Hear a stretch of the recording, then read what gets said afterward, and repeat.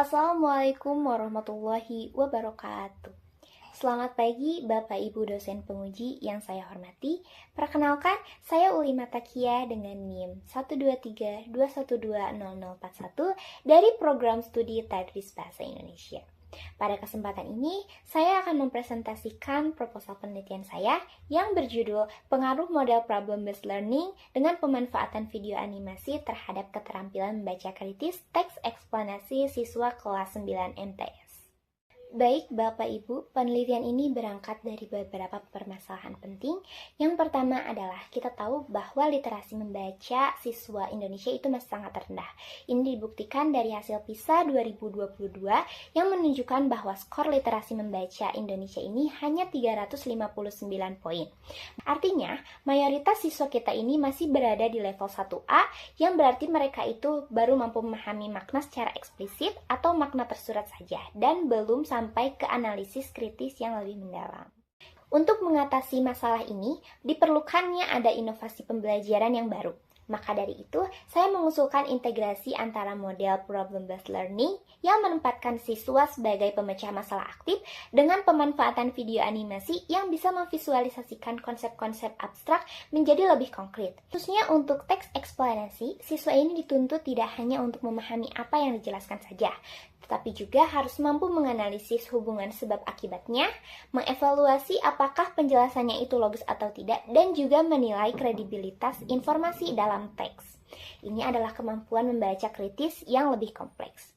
Berdasarkan latar belakang tadi, penelitian ini memiliki dua rumusan masalah. Yang pertama adalah bagaimana keterampilan membaca kritis teks eksplanasi siswa kelas 9 MTS sebelum dan sesudah diterapkannya model problem-based learning dengan pemanfaatan video animasi. Dan yang kedua adalah apakah terdapat pengaruh yang signifikan dari model problem-based learning dengan pemanfaatan video animasi terhadap keterampilan membaca kritis teks eksplanasi siswa kelas 9 MTS.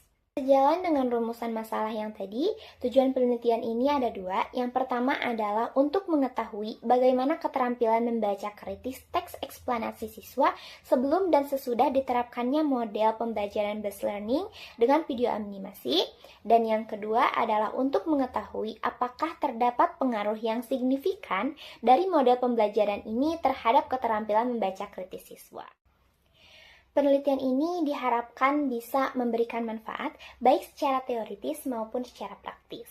Dari sisi teoritisnya, penelitian ini diharapkan bisa memperkaya hazanah teori pembelajaran membaca kritis, khususnya dengan memberikan bukti empiris terhadap efektivitas integrasi model pembelajaran based learning dengan teknologi video animasi dalam pembelajaran bahasa Indonesia. Lalu, dari sisi praktisnya, ada tiga pihak yang diharapkan bisa menerima manfaatnya. Yang pertama adalah siswa.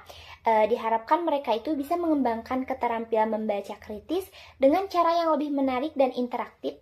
Lalu yang kedua adalah untuk guru, di mana diharapkan penelitian ini bisa menjadi alternatif bagi si guru untuk menggunakan metode pembelajaran yang lebih inovatif. Untuk sekolah, di mana penelitian ini diharapkan bisa menjadi bahan pertimbangan dalam mengembangkan kebijakan pembelajaran yang lebih responsif terhadap perkembangan teknologi dan karakteristik siswa generasi digital.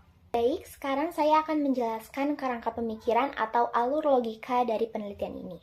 Masalah awalnya adalah siswa kelas 9 MTS ini menghadapi kesulitan dalam menguasai keterampilan membaca kritis teks eksplanasi. Nah, kesulitan ini disebabkan oleh dua hal. Yang pertama adalah pembelajarannya masih kurang melibatkan siswa secara aktif. Yang kedua adalah minimnya media yang bisa memvisualisasikan fenomena abstrak dalam teks eksplanasi. Nah, solusi yang saya tawarkan adalah menggunakan model problem-based learning yang dipadukan dengan video animasi. Lalu, mekanisme pembelajarannya berlangsung sistematis, di mana video animasi ini berperan sebagai stimulus awal untuk membangun pemahaman siswa. Nah, setelah membangun pemahaman siswa, pembelajaran dilanjutkan dengan sintaks problem-based learning yang mencakup 5 tahap. Yang pertama adalah orientasi permasalahan, yang kedua adalah pengorganisasian siswa dalam kelompok, yang ketiga adalah pembimbingan investigasi, yang keempat pengembangan hasil karya, dan yang kelima adalah analisis dan evaluasi. Indikator yang akan diukur ada 4. Yang pertama adalah kemampuan mengidentifikasi struktur teks eksplanasi. Yang kedua adalah menganalisis hubungan kausalitas atau hubungan sebab akibat.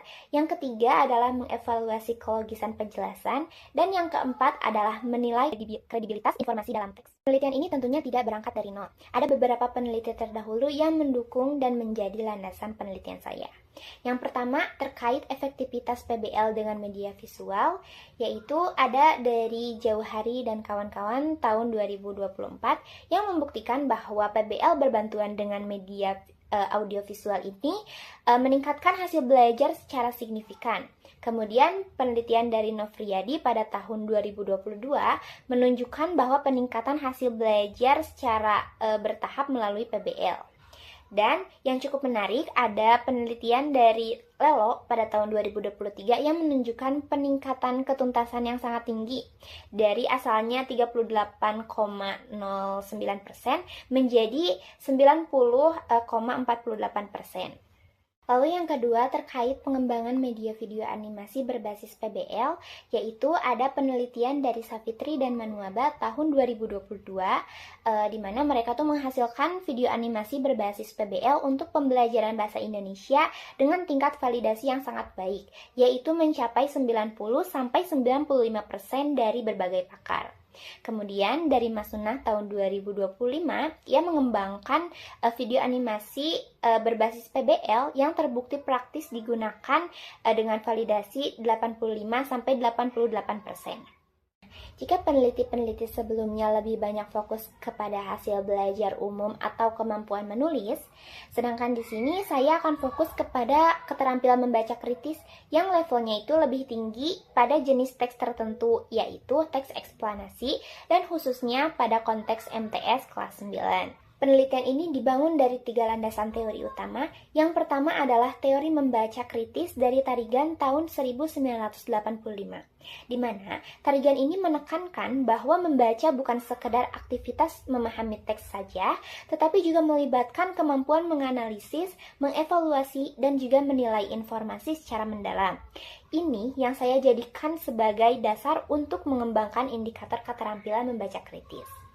Teori keduanya adalah model problem-based learning yang merupakan pendekatan konstruktif. Dalam pendekatan ini tuh siswa ditempatkan menjadi subjek aktif yang membangun pengetahuannya sendiri melalui penyelesaian masalah yang nyata.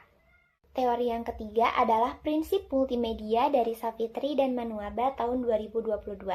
Nah, prinsip ini tuh menjelaskan bahwa penyajian materi melalui kombinasi narasi dan visual itu bisa memperkuat pemahaman siswa serta mengurangi beban kognitif mereka.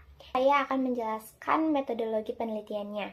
Jenis penelitian ini adalah quasi experimental design atau eksperimen semu dengan rancangan pretest, posttest, control group design. Nah, kenapa saya memilih quasi eksperimen? Karena dalam konteks penelitian di sekolah, kita tidak bisa melakukan pengacakan siswa secara penuh. Karena siswa itu sudah berada dalam kelasnya masing-masing. Jadi, akan lebih realistis jika menggunakan desain quasi dengan memilih kelas yang karakteristiknya itu relatif setara. Selanjutnya, prosedur penelitian terbagi menjadi 3 tahap besar. Yang pertama adalah tahap persiapan, di mana tahap ini saya akan menyusun instrumen penelitian, mengembangkan video animasi sesuai materi, dan menyusun rencana pelaksanaan pembelajaran atau RPP. Lalu, di tahap kedua adalah tahap pelaksanaan. Prosesnya itu, kedua kelompok eksperimen dan kontrol akan diberikan pretest dulu untuk mengukur kemampuan awal mereka. Kemudian, kelompok eksperimen ini akan mendapatkan perlakuan selama 6 pertemuan dengan model pembelajaran based learning berbantuan dengan video animasi. Ketiga adalah tahap analisis data dan penyusunan laporan. Nah, untuk instrumen penelitian yang akan saya gunakan itu ada 4. Instrumen utamanya itu adalah tes keterampilan membaca kritis yang berbentuk soal uraian yang mengukur 4 indikator tadi. Nah, selain tes, saya juga akan menggunakan lembar observasi untuk mencatat aktivitas siswa selama pembelajaran. dan juga angket untuk mengetahui respon siswa terhadap penggunaan video animasi. Selanjutnya, untuk analisis data, saya akan menggunakan dua pendekatan, yaitu kuantitatif dan juga kualitatif. Untuk analisis kuantitatif, langkah-langkahnya adalah yang pertama, yaitu uji prasyarat, di mana data hasil pretest dan posttest akan diuji normalitasnya menggunakan uji Kolmogorov dan Smirnov atau Shapiro-Wilk. Dan juga diuji homogenitasnya menggunakan uji Levin. Ini untuk memastikan data kita itu memenuhi syarat uji statistik parametrik atau tidak. Yang kedua adalah uji hipotesis. Kalau datanya normal dan homogen, saya akan menggunakan paired sample t-test untuk membandingkan skor pretest dan juga posttestnya dalam satu kelompok, baik itu kelompok eksperimen maupun kelompok kontrol. Dan juga independent sample t-test untuk membandingkan peningkatan skor antara kelompok eksperimen dan juga kelompok kontrol. Baik Bapak, Ibu, untuk jadwal penelitian, saya merencanakan penelitian ini tuh berlangsung selama 4 bulan dengan pembagian kegiatan yang sistematis. Nah, di bulan pertama, fokusnya pada tahap persiapan awal, saya akan melakukan penyusunan dan pengajuan proposal. Kemudian merevisi proposal berdasarkan masukan dari dosen pembimbing. Selain itu, di bulan ini juga saya akan menyusun instrumen penelitian, mulai dari kisi-kisi sampai butir soal, dan juga akan memvalidasinya kepada ahli, yaitu dosen atau guru bahasa Indonesia. Di bulan keduanya, saya akan fokus pada pengembangan media video animasi yang disesuaikan dengan materi teks eksplanasi. Nah, setelah videonya selesai, saya akan melakukan uji coba instrumen untuk menguji reliabilitasnya. Lalu di akhir bulan kedua ini, saya akan mulai pelaksanaan penelitian ke lapangan yang meliputi pretest dan juga pemberian perlakuan selama 6 pertemuan dan juga post-test. Lalu di bulan ketiganya, penelitian di lapangan sudah selesai. Jadi saya akan fokus pada pengumpulan data tambahan dari lembar observasi dan angket respon siswa. Nah, setelah semua data terkumpul, saya akan melakukan pengolahan data, analisis data baik kuantitatif maupun kualitatif. Lalu di bulan keempatnya, saya akan menyusun draft laporan hasil penelitian, kemudian melakukan revisi berdasarkan masukan dari dosen pembimbing. Lalu di akhir bulan keempat, penelitian sudah selesai dan siap untuk diajukan sebagai skripsi. Jadi total waktu penelitian saya adalah 4 bulan, yang menurut saya itu cukup realistis untuk penelitian ini. Baik Bapak Ibu, demikian proposal penelitian yang saya sampaikan. Saya sangat menyadari bahwa proposal ini masih banyak kekurangan, oleh karena itu saya sangat terbuka dan mengharapkan masukan, kritik, dan juga saran dari Bapak dan Ibu dosen penguji untuk perbaikan dan penyempurnaan penelitian ini ke depannya. Terima kasih atas perhatiannya. Wassalamualaikum warahmatullahi wabarakatuh.